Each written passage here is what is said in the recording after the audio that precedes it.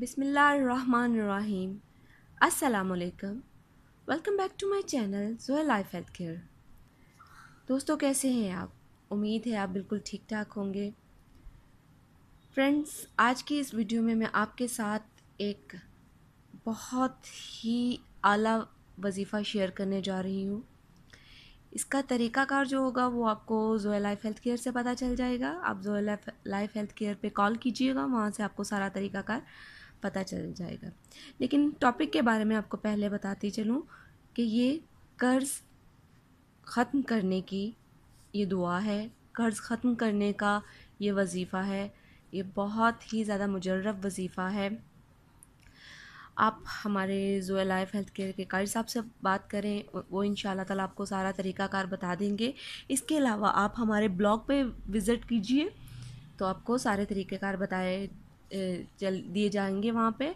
लेकिन उसके अलावा आपको ये एक तरीक़ाकार मैं आपको यहाँ भी बता देती हूँ कि अगर किसी शख्स के सर पे बहुत ज़्यादा कर्ज़ा है तो उस कर्ज़ को ख़त्म करने के लिए, बिल्कुल ख़त्म करने के लिए, याद रखिएगा मेरे वर्ड्स को कि बिल्कुल ख़त्म करने के लिए ये हमारा कुरानी वजीफ़ा है और ये बहुत ही आला किस्म का वजीफ़ा है।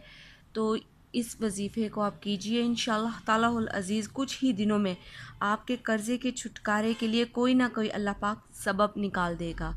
लेकिन याद रखिएगा, इसमें कोई नागा नहीं करना है।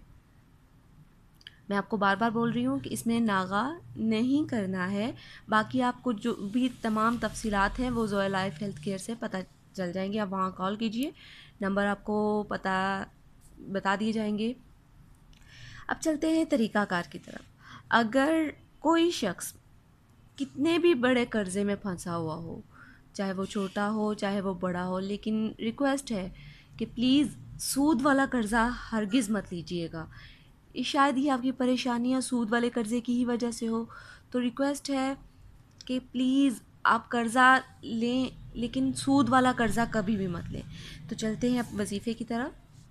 वजीफ़ा हमारा है पारा नंबर 30 है और सूरह है हमारी सूरह नसर।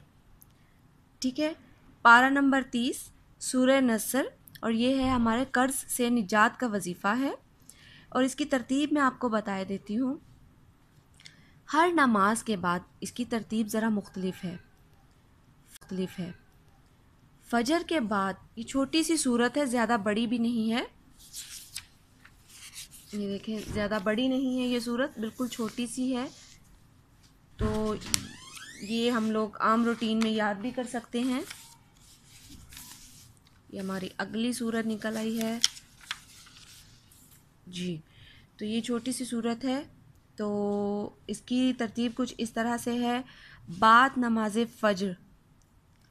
फ़जर आपने इसको 21 बार पढ़ना है, अव्वल आखिर दुरूद पाक के साथ। बाद नमाज ज़ोहर आपने 22 मरतबा पढ़ना है, अव्वल आखिर दुरूद पाक के साथ।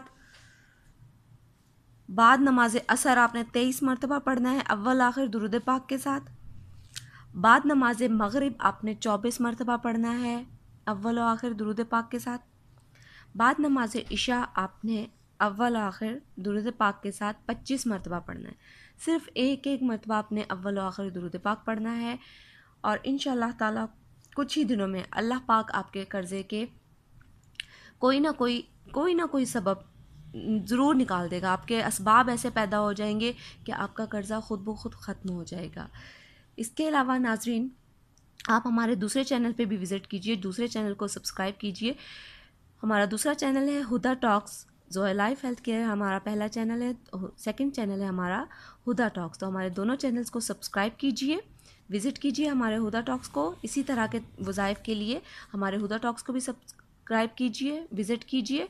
और ज़ोया लाइफ हेल्थ केयर के ब्लॉग को ज़रूर विज़िट कीजिए। ज़ोया लाइफ हेल्थ केयर को सब्सक्राइब कीजिए, हमारी वीडियोस को शेयर कीजिए और हमारे चैनल को सब्सक्राइब कीजिए। शुक्रिया। अल्लाह हाफ़िज़।